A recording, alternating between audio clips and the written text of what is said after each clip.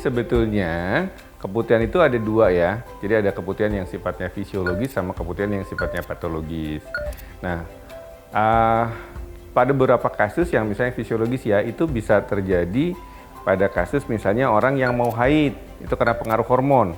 Jadi dia getah vaginanya lebih banyak. Atau orang yang hamil, itu juga getah vaginanya lebih banyak. Jadi seolah-olah kayak keputihan. Atau misalnya ya orang yang habis hubungan seks, itu juga bisa karena dia terasa getah vaginanya juga lebih banyak, jadi seolah-olah kayak keputihan. Itu yang fisiologis. Sedangkan yang patologis adalah keputihan yang disebabkan karena reaksi inflamasi atau infeksi gitu. Nah, bahaya atau enggak ya kalau emang misalnya dia merupakan keputihan yang patologis, kalau tidak diobatin itu bisa menyebabkan akibat yang kurang baik pada si penderitanya.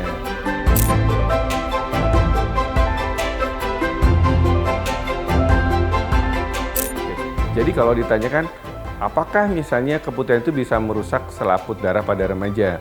Ya itu sebetulnya enggak. Ya, karena selaput darah itu biasanya paling sering rusak itu akibat trauma. Ya, trauma baik misalnya karena senggama, olahraga ataupun aktivitas lain. Ya, jadi gitu. Jadi sedangkan kalau infeksi sendiri, soalnya infeksinya hebat tapi sangat gak ada ya data ya yang menyatakan bahwa karena keputihan itu sendiri sehingga selaput darahnya itu rusak. Karena selaput darah itu sebenarnya jaringan yang cukup elastis ya, jadi begitu cukup kuat gitu.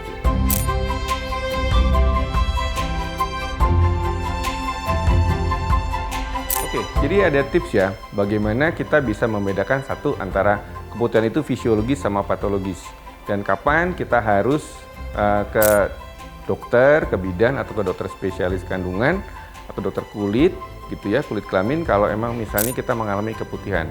Kita punya satu patokan yaitu keputihan itu bersifat patologis kalau misalnya dia berwarna, ya jadi misalnya berwarna kuning, kehijauan atau coklat, ya ada darahnya. Kedua adalah dia berbau, baik dia berbau amis misalnya, berbau tidak enak atau misalnya berbau busuk. Dan yang ketiga kalau ada keluhan subjektif, ya jadi keluhan subjektif itu misalnya gatel atau misalnya sakit, perih, ya atau rasa panas di dalam vagina. Nah, tiga hal tadi itu bisa jadi patokan ya untuk membedakan antara keputihan yang fisiologis atau patologis.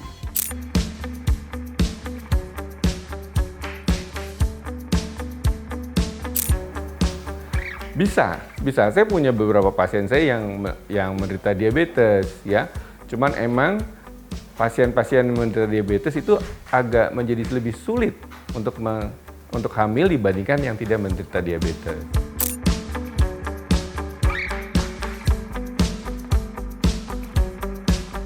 Pada kehamilan itu ada hormon plasenta yang juga membuat gula darah itu menjadi lebih tinggi.